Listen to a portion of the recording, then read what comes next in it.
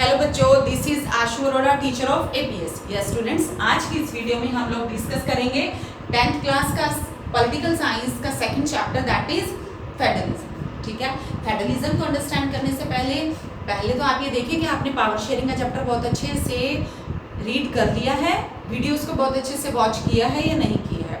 अगर नहीं किया है तो पहले आप पावर शेयरिंग को बहुत अच्छे से अंडरस्टैंड कीजिए, वीडियोस को देखिए। अगर आपको पावर शेयरिंग समझ में आया होगा तब आप फेडरलिज्म को अंडरस्टैंड कर सकते हो, क्योंकि उसी से थोड़ा लिंक करता है ये चैप्टर। हाँ जी, व्हाट इज फेडरलिज्म? क्वेश्चन पहले यही है कि फेडरलिज्म क्या है, बिकॉज हमारा चैप्टर ही यही है। तो what is federalism? Recall the examples of Belgium and Sri Lanka. ठीक है, अब आपको याद होगा, अगर आपने वीडियोस को देखा होगा, बेल्जियम में क्या हुआ था? shifting of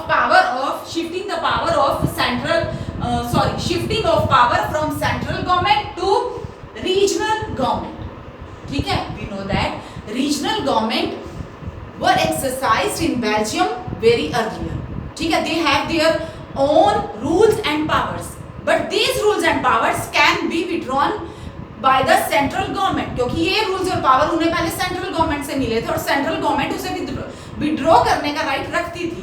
but in 1993 the regional government were given the constitutional power. 1993 में रीजनल गवर्नमेंट को अपनी कॉन्स्टिट्यूशनल पावर मिल गई। Means now from 1993 regional governments were not the subordinate of the central government. They had their own identity. उनके पास अपनी authority थी, अपने rule से, अपने रेगुलेशन से, अपनी पावर थी। ठीक है, तो सेंट्रल गवर्नमेंट की अपनी पावर थी, रीजनल गवर्नमेंट को भी अपनी कॉन्स्टिट्यूशनल पावर मिल गई थी 1993 में। तो then in that case this Belgium shifted from unitary to federal form of government. अब यूनाइटरी फॉर्म ऑफ गवर्नमेंट या यूनाइटरी सिस्टम क्या होता है ये हम आगे डिस्कस करेंगे। ठीक है, उसके बाद बट श्रीलंका में क्या था? Unitary system was continue and Tamils ये चाहते थे कि श्रीलंका में भी फेडरलिज्म आ जाए। बट श्रीलंका में क्या था? श्रीलंका में एक ही सिस्टम चल रहा था। वहां पे क्या था आपको याद है? वहां पे जो लैंग्वेज सिस्टम थी, ठीक है, जो वहां पे 74% पर्सन्स थे वो कौन सी लैंग्वेज बोलते हैं? क्या आपको याद है अभी तक कि नहीं? आपने वीडियोस को बहुत अच्छे से अगर वॉच किया होगा तो आपको याद होगा कि 74% श्रीलंका में लैंग्वेज बोलने वाले कौन सी कम्युनिटी थी? वो थी सिन्हाला कम्युनिटी। तो वहां पे सिन्हालास का ही क्या था? एक तरह से राज था। ठीक है, तमिल्स को वहां पे कोई तमिल्स ने उसके लिए काफी ग्रुपिज्म किया था, काफी ज्यादा कोशिश की थी कि उन्हें भी कॉन्स्टिट्यूशन में राइट मिले, बट नहीं था ऐसा। वहां पे यूनाइटरी फॉर्म ऑफ गवर्नमेंट थी। तमिल्स ये चाहते थे कि श्रीलंका में फेडरल सिस्टम आए, बट नहीं था ऐसा। अब ये क्वेश्चन उठता है कि फेडरलिज्म है क्या, यूनाइटरी फॉर्म ऑफ गवर्नमेंट क्या, यूनाइटरी सिस्टम क्या और फेडरल सिस्टम क्या? यस, फेडरलिज्म क्या है? Federalism is a system of government in which power is divided between a central authority and various constituent units of the country. Clear? Federalism में क्या होता है? जैसे हमारी कंट्री में है फेडरलिज्म, ठीक है, उसमें क्या होगा? पावर डिवाइड कर दी जाती है, एक तो central authority and the various constituent units. Various constituent units यानी कि प्रोविंस और the state government. Central authority के अपने कुछ एक सब्जेक्ट्स होते हैं, अपनी पावर होती है, और जो स्टेट गवर्नमेंट होती है उसकी अपनी पावर होती है, और स्टेट गवर्नमेंट की पावर उसके स्टेट तक रहती है। जैसे कि किसी भी स्टेट का जो भी चीफ मिनिस्टर है उसकी मेन पावर पूरे स्टेट का एडमिनिस्ट्रेशन है, उसकी पावर अपने स्टेट तक ही है। क्लियर? तो और कोई भी गवर्नमेंट, सेंट्रल गवर्नमेंट स्टेट के वर्किंग में कोई भी इंटरप्ट नहीं कर सकती, ना ही स्टेट, मतलब जो हम ये कह सकते हैं कि अब अगर स्टेट गवर्नमेंट के पास अथॉरिटी है तो अपने लेवल पे काम करेगी, सेंट्रल गवर्नमेंट उसमें किसी तरह का कोई इंटरप्शन नहीं करती है। Clear? This is the federalism. Next is the federal versus unitary system. Unitary system क्या है? अब आप ये देखिए, हमने ऊपर यहाँ पे रीड किया था कि दस Belgium shifted from unitary to federal form of government, और श्रीलंका में यूनाइटरी सिस्टम था। अब यूनाइटरी सिस्टम है क्या? अब आप ये देखिए, there is only one level of government. अब जैसे यहाँ पे था सिर्फ सेंट्रल गवर्नमेंट थी श्रीलंका में, और यहाँ पे पहले सेंट्रल थी, बाद में रीजनल गवर्नमेंट को कॉन्स्टिट्यूशनल पावर मिल गई थी। तो unitary there is only one level of government, और सब units are subordinate of the central government. The central government can pass orders to provincial or the local government or the state government। अब आप ये देखिए, this is the central government, this is the state and this is the, ठीक है। Central government से power मिलती थी किसको? स्टेट को, स्टेट आगे ऑर्डर देता था लोकल को। This is the power system. किसमें था? यूनाइटरी फॉर्म ऑफ गवर्नमेंट में। उसमें वन लेवल ऑफ गवर्नमेंट था और सब units are subordinate to the central government. ये सारी के सारी क्या है? ये सेंट्रल गवर्नमेंट है, ये स्टेट गवर्नमेंट है, ये लोकल गवर्नमेंट है। सेंटर से ऑर्डर किसे मिले? स्टेट को, स्टेट आगे ऑर्डर देती है किसे? लोकल गवर्नमेंट को। क्लियर? तो यहाँ से वन लेवल ऑफ गवर्नमेंट होता है। This is the unitary system. याद रखना है, in the unitary system there is only one level of government and और the sub units are subordinate to the central authority या central government. Central government can pass orders to the provincial और the local और the state government. Clear? समझ में आ गई बात? अब आप फेडरलिज्म में देखिए, बट इन फेडरल सिस्टम में क्या है? Central government can not order the state government. State government को ऑर्डर नहीं दे सकती है, जैसे मैंने अभी भी बताया था पहले। State government has powers of its own for which it is not answerable to the central government. State government के अपनी पावर्स है जिसके लिए स्टेट गवर्नमेंट आंसरेबल नहीं है सेंट्रल गवर्नमेंट को। स्टेट गवर्नमेंट के पास अपनी कॉन्स्टिट्यूशनल पावर्स होती हैं, वो सेंट्रल गवर्नमेंट को आंसरेबल नहीं होती है, but these governments are separately answerable to the people. But ये दोनों गवर्नमेंट जो है वो लोगों के, जो हमारी कंट्री के लोग हैं उनके टुवर्ड्स आंसरेबल होती है। क्लियर? अब यहाँ पे मैंने आप लोगों को फेडरलिज्म एक्सप्लेन किया था। फेडरलिज्म क्या था? Federalism is a system of government in which power is divided between central authority and various constituent units of the country. अब यहाँ पे एक और बात समझिए, यूजुअली क्या देखा जाता है? Federation has the two levels of government. ठीक है? One level of government is, वो क्या है?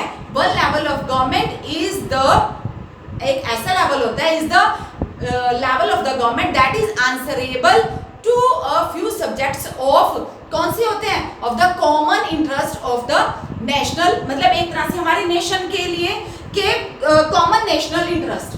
ठीक है? वो आंसरेबल होते हैं किसके? सिर्फ कुछ एक सब्जेक्ट्स के लिए आंसरेबल होते हैं। किसके लिए? Of common national interest. ठीक है? और जो दूसरा हमारा लेवल होता है गवर्नमेंट का, that is the province or the state level that is answerable to या that is responsible किसके लिए होता है? just for much for the day to day administering of their state। समझ में आ गई बात? जो हमारा सेंटर, जो एक लेवल है गवर्नमेंट का, वो तो अब एक मतलब कुछ एक सब्जेक्ट्स के लिए सिर्फ एक और कॉमन नेशन इंटरेस्ट अपनी कंट्री के लिए, वो हमारा सेंट्रल गवर्नमेंट होती है। और जो हमारा दूसरा लेवल है वो अपने स्टेट तक के, स्टेट के एडमिनिस्ट्रेशन के लिए ही रेस्पॉन्सिबल होता है। ठीक है? And both of these powers, both of these levels are independent to use their powers in their own region कह सकते हैं, या अपनी किस मतलब जो अपनी पावर होती है वो इंडिपेंडेंटली वो यूज कर सकते हैं। और ये नहीं है कि अपनी पावर से दूसरे लेवल को या दूसरे की पावर को वो क्या करेंगे, इससे मतलब हम ये कह सकते हैं कि कट आउट नहीं कर सकते। ये था हमारा फेडरलिज्म। उसके बाद हम बात करते हैं फीचर्स ऑफ फेडरलिज्म। फेडरलिज्म क्या फीचर क्या? हमारी कंट्री एक फेडरल कंट्री है। हमारी कंट्री में सेंट्रल गवर्नमेंट और स्टेट गवर्नमेंट दोनों है, और सेंट्रल गवर्नमेंट जो है वो स्टेट गवर्नमेंट पे ऑर्डर पास नहीं करती, और स्टेट गवर्नमेंट की अपनी पावर है जो कि कॉन्स्टिट्यूशन से उसे प्रोवाइडेड है। ठीक है? वो आंसरेबल नहीं होती है सेंट्रल गवर्नमेंट को। अब बताया ना मैंने फेडरलिज्म में कितने हैं? This is the, it has the to और मोर लेवल्स या टायर्स ऑफ द गवर्नमेंट। अब different tyres of government govern the same citizens. अब डिफरेंट टायर्स ऑफ गवर्नमेंट, अब जैसे स्टेट हमारी प्रोविंशियल गवर्नमेंट है, वो अपने ही स्टेट के सिटीजंस को गवर्न करेगी, but each tyre has its own jurisdiction. मैंने बताया ना, अपने ही स्टेट के सिटीजंस को गवर्न करती है, बट एक ज्यूरिसडिक्शन में। Jurisdiction means in specific matters of legislation, taxation and administration. चाहे वो ज्यूरिसडिक्शन कैसा भी हो, चाहे वो लेजिस्लेशन से रिलेटेड हो मींस मेकिंग द लॉज, या टैक्सेशन से, या एडमिनिस्ट्रेशन से रिलेटेड हो। ज्यूरिसडिक्शन हर एक लेवल का लिमिटेड है। नेक्स्ट थर्ड क्या है? The jurisdiction of the respective levels of the tiers of government. जो ज्यूरिसडिक्शन हर एक लेवल ऑफ गवर्नमेंट का होता है are specified in the constitution. हर एक स्टेट की गवर्नमेंट का jurisdiction जो है वो कॉन्स्टिट्यूशन में डिफाइंड है, वो स्पेसिफाइड है. Existence and authority of each tier is constitutionally guaranteed. हर एक गवर्नमेंट का हर एक लेवल का एग्जिस्टेंस और उसकी अथॉरिटी क्या कॉन्स्टिट्यूशनली गारंटीड होती है, क्योंकि कॉन्स्टिट्यूशन में स्पेसिफाइड होता है everything. Next is the federal provisions of the constitution can not be unilaterally changed by one level of government. Federal provisions जो भी हैं वो कोई भी एक गवर्नमेंट जो है चेंज नहीं कर सकती है. There must be mutual consent of both the governments. State government और सेंट्रल गवर्नमेंट दोनों के कंसेंट होना चाहिए. अगर कुछ भी चेंज लेके आना है, ना तो सेंट्रल गवर्नमेंट अकेले चेंज कर सकती है, ना ही स्टेट गवर्नमेंट कर सकती है. Next, courts have the power to interpret the constitution and the powers of the different levels of government. Court के पास पावर है, जो हमारी सुप्रीम कोर्ट है. द हाईएस्ट कोर्ट कौन सी है? Supreme court.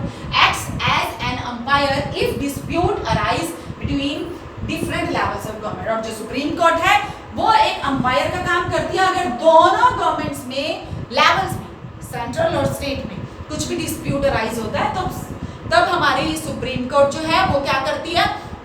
अंपायर का काम करती है. जैसे मैच होता है, अंपायर का काम क्या होता है? अंपायर डिसीजन देता है. तो सुप्रीम कोर्ट भी डिसीजन देती है अगर डिस्प्यूट अराइज होता है किसमें? Between the different levels of government. Next, sources of revenue क्या है? अब ईच लेवल ऑफ गवर्नमेंट का clearly specified to ensure its financial autonomy.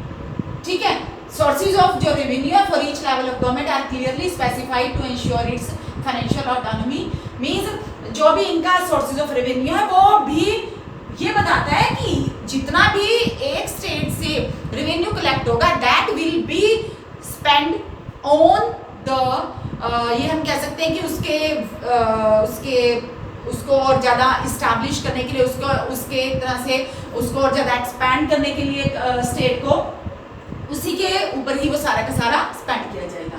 Next, the federal system has dual objective. जो हमारे कंट्री का फेडरल सिस्टम है उसके 2 objectives हैं. फर्स्ट क्या है? To safeguard and promote the unity of the country. अब हमारे कंट्री में 2 फॉर्म्स ऑफ गवर्नमेंट है, सेंटर के अलग है, स्टेट के अलग है. ठीक है, तो इसका क्या मेन मोटिव है? इसके ड्यूअल ऑब्जेक्टिव्स हैं. First, to safeguard and promote the unity of the country. ठीक है. Next, while at the same level या same time accommodate regional diversity. Regional diversity तो नो डाउट हमारी कंट्री बहुत ही वास्ट है. ठीक है, there is the regional diversity. तो फेडरल सिस्टम का एक और ऑब्जेक्टिव क्या है? इस रीजनल डाइवर्सिटी को अकोमोडेट करना. अकोमोडेट करने का मतलब है कि फील ही ना होने देना, ये भी हम कह सकते हैं. क्लियर? अब आप ये देखिए, हमने सारे इसके फीचर्स भी कर लिया, फेडरलिज्म का मीनिंग भी क्लियर हो गया. ठीक है, एक बार फेडरलिज्म का मीनिंग मैं एक बार दोबारा से क्लियर कर रही हूँ. What is the federalism? Federalism is a system of government in which power is divided between a central authority and various constitutional या constituent units of the country. Clear? यहाँ पे भी मैंने फेडरल सिस्टम का meaning आपको clear किया था. Federal government क्या, इन फेडरल सिस्टम क्या होता है? Central government can not order the state government. State government has its power which is not answerable, has its own power and which is not answerable to the central government. Clear? अब 2 aspects are crucial for institutions. ठीक है, for the practice of this agreement क्या है? Government had different levels should agree to some rules of power sharing. Government जो different levels पे काम करती है उन्हें एग्री होना चाहिए किसके लिए? पावर शेयरिंग के लिए. ठीक है, power sharing means what is the power sharing? Power sharing का यहाँ पे क्या मीनिंग होगा? समझे कुछ? यहाँ पे क्या है? Government at different levels should agree to some rules of power sharing. Power sharing के को फॉलो करने के लिए, रूल्स को फॉलो करने के लिए एग्री होगी गवर्नमेंट.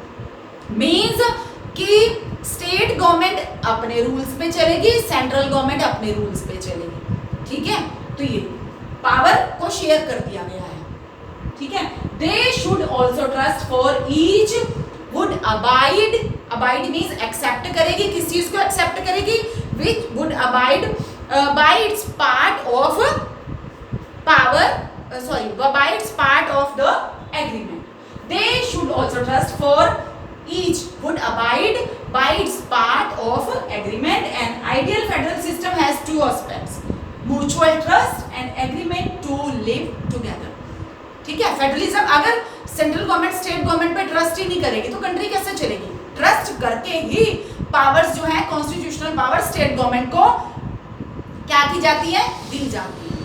ठीक है। तो म्यूचुअल ट्रस्ट का होना जरूरी है और agreement to live together means central और स्टेट गवर्नमेंट दोनों इकट्ठी ही कंट्री में चलेंगी और कंट्री को क्या करेंगी वो कंट्री को एक तरह से आगे बढ़ाएंगी जिससे कि कंट्री फ्लोरिश होगी। समझ में आ गई बात। तो this was about the federalism and its feature. In the next video we will discuss the next topic. Till then bye.